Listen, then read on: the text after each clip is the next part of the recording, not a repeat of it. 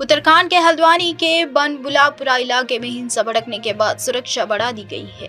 8 फरवरी को अतिक्रमण विरोधी अभियान चलाया गया तो जिसके बाद इलाके में हिंसा भड़क गई थी। हल्द्वानी हिंसा में अब तक 4 लोगों की मौत हो गई है और 100 से ज्यादा पुलिसकर्मी घायल हो गई।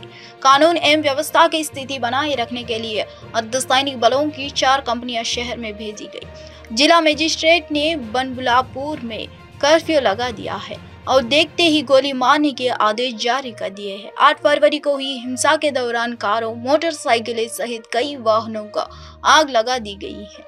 जिले में इंटरनेट सेवाएं निलंबित कर दी गई है और शैक्षणिक संस्थान बंद कर दिए गए हैं।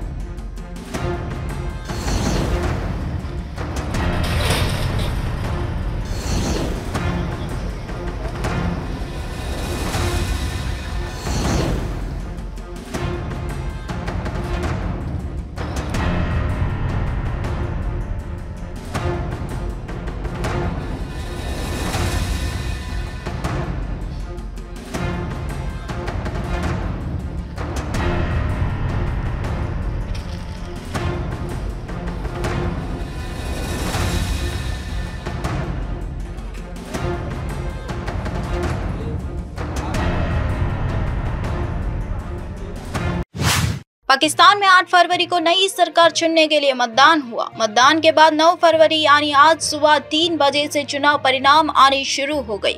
खबर लिखे जाने तक कम से कम 13 संसदीय सीटों के रिजल्ट घोषित कर दिए गए हैं। इमरान खान की पार्टी पीटीआई के समर्थन प्राप्त करने वाले 5 निर्दलीय उम्मीदवारों को जीत मिली है। 4 सीटें 3 बार की पूर्व प्रधानमंत्री नवाज शरीफ की पार्टी ने जीती है। पाकिस्तान पीपुल्स पार्टी को 4 सीटें मिली है। शहबाज शरीफ अपनी सीटें से जीत गए हैं। पेटीएम पेमेंट्स बैंक को लेकर एक बड़ी खबर सामने आ रही है। पेटीएम पेमेंट्स बैंक लिमिटेड के बोर्ड मेंबर मंजू अग्रवाल ने इस्तीफा दे दिया है। इस मामले की जानकारी रखने वालों प्रॉफिट को ये जानकारी दी है। बता दें कि मंजू अग्रवाल बोर्ड में एक इंडिपेंडेंट डायरेक्टर के रूप में काम कर रही थी। उन्होंने 1 फरवरी को तत्काल प्रभाव से इस्तीफा दे दिया। वही मई 2021 से बोर्ड में कार्यरत थी। वहीं इस मामले की जानकारी रखने वाले लोगों ने नाम नहीं छापने की शर्त पर यह भी बताया कि रिजर्व बैंक द्वारा पेटीएम पेमेंट्स बैंक पर कड़े प्रतिबंध लगाए जाने के बाद मंजू अग्रवाल को सही मायने में बैंक का कोई भविष्य नहीं दिख रहा था। यही वजह है कि उन्होंने इस्तीफा देने का फैसला किया है। पूर्व प्रधानमंत्रियों चौधरी चरण सिंह, पीवी नरसिम्हा राव और डॉक्टर एमएस स्वामीनाथन को भारत रत्न से सम्मानित किया जाएगा। प्रधानमंत्री मोदी ने ट्वीट कर लिखा कि पूर्व प्रधानमंत्री चौधरी चरण सिंह को भारत रत्न से सम्मानित करना हमारी सरकार का सौभाग्य है। यह सम्मान राष्ट्र के प्रति उनके अतुलनीय योगदान को समर्पित है। उन्होंने अपना पूरा जीवन किसानों के अधिकारों और कल्याण के लिए समर्पित कर दिया है। प्रधानमंत्री मोदी ने कहा कि चाहे वह उत्तर प्रदेश के मुख्यमंत्री रहे हो या देश के गृह मंत्री, एक विधायक के रूप में चौधरी चरण सिंह ने हमेशा देश के विकास को गति दी। वे आपातकाल के खिलाफ भी डट कर खड़े रहे। उन्होंने कहा कि हमारे किसान भाइयों और बहनों के प्रति उनका समर्पण और आपातकाल के दौरान लोकतंत्र के प्रति उनकी प्रतिबद्धता पूरे देश के लिए प्रेरणा है। भारतीय जनता पार्टी के नेता और सांसद अर्जुन राम मेघवाल ने 9 फरवरी यानी आज केंद्रीय वित्त मंत्री निर्मला सीतारमण द्वारा लोकसभा में भारतीय अर्थव्यवस्था पर श्वेत पत्र की प्रति पेश करने पर यह बात कही। उन्होंने कहा कि यूपीए सरकार के तहत खराब शासन के कारण भारत फ्रजाइल 5 देशों में शामिल था। उन्होंने यह भी कहा कि मोदी सरकार के समग्र दृष्टिकोण के बारे में जानना लोगों का अधिकार है। अंतरिम बजट के दौरान वित्त मंत्री ने श्वेत पत्र का उल्लेख किया था। हम उनके खराब प्रशासन के कारण प्रोजाइल 5 का हिस्सा थे, लेकिन अब हम शीर्ष 5 अर्थव्यवस्था में हैं। लोगों को यह जानने का अधिकार है कि क्या अर्जुन राम मेघवाल ने कहा, मोदी सरकार ने जो नीतियां और समग्र दृष्टिकोण अपनाया है। भाजपा सांसद निशिकांत दुबे केंद्रीय वित्त मंत्री निर्मला सीतारामन द्वारा पेश श्वेत पत्र पर चर्चा शुरू करेंगे, जिसमें कांग्रेस के नेतृत्व वाली यूपीए सरकार के 10 वर्षों के दौरान आर्थिक प्रबंधन की तुलना भाजपा शासित सरकार के 10 वर्ष के साथ की जाएगी। सर, आज श्वेत पत्र आ रहा है। कांग्रेस का कहना है कि अधीर रंजन चौधरी इनफैक्ट कह रहे हैं कि 10 साल का समय था, आपके पास सारी एजेंसीज थी, तो क्यों नहीं इन्वेस्टिगेट कर लिया अगर हमने इतने स्कैम्स किए थे।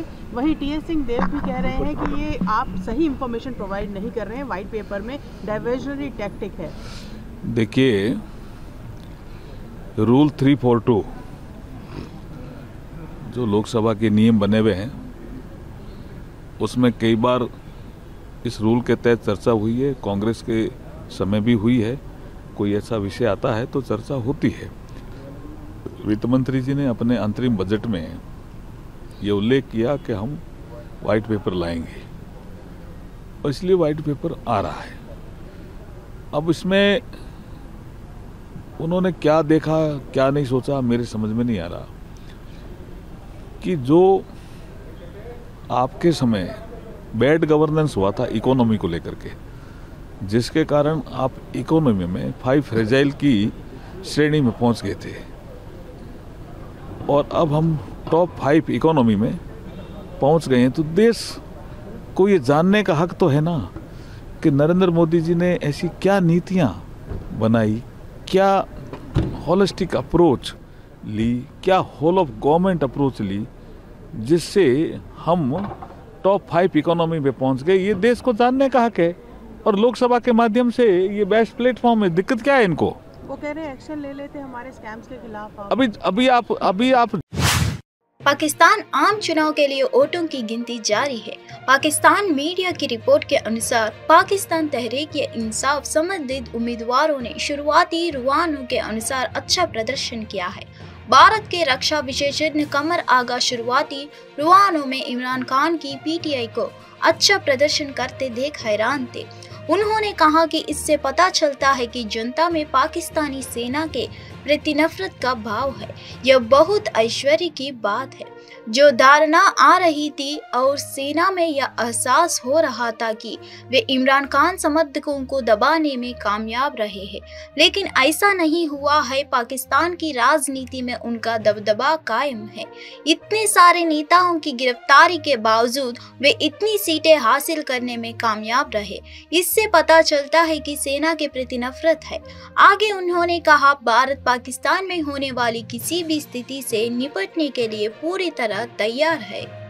Lot of support following among the people, because these are the organizations which provide legitimacy to the army, and these are the organizations which have a very strong network among the villages and towns. They have also failed to mobilize support for their own parties, and as well as for the Nawaz Sharif and others, who were contesting election. Secondly, Pakistan is now leaderless.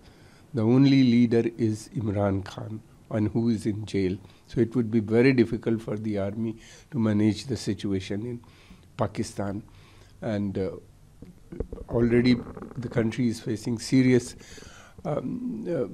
economic crisis. The foreign reserves is only $12 billion, and if the situation team India के wicket keeper और तेलुगु खिलाड़ी KS. Bharat का England के खिलाफ हैदराबाद और विशाखा में 2 test मैचों में अच्छा प्रदर्शन नहीं रहा। हैदराबाद टेस्ट में जुझारूपन दिखाने वाली टीम इंडिया दूसरे टेस्ट में फेल हो गई। भारत फॉर्म प्रबंधन में हड़कंप मच गया है। हालांकि वह विकेट के पीछे अच्छा प्रदर्शन कर रहे हैं, लेकिन बल्लेबाजी में उन्होंने निराशा किया है। वह अपने सामने आए अवसरों का लाभ नहीं उठा पाते, क्योंकि कोई विशिष्ट विकेट कीपर नहीं है। भारत को टीम प्रबंधन द्वारा जारी रखा जा रहा है, तीसरे टेस्ट में मिलेगा आखिरी मौका। ईशान किशन ने रणजी में अच्छा खेला है और चयनकर्ताओं का ध्यान खींचने का कोई मौका नहीं है। दूसरी ओर कार दुर्घटना में घायल हुए ऋषभ पंत तेजी से ठीक हो रहे हैं। दिल्ली कैपिटल्स के कोच रिकी पोंटिंग पहले ही कह चुके हैं कि पंत IPL 2024 में कुछ मैच खेलेंगे।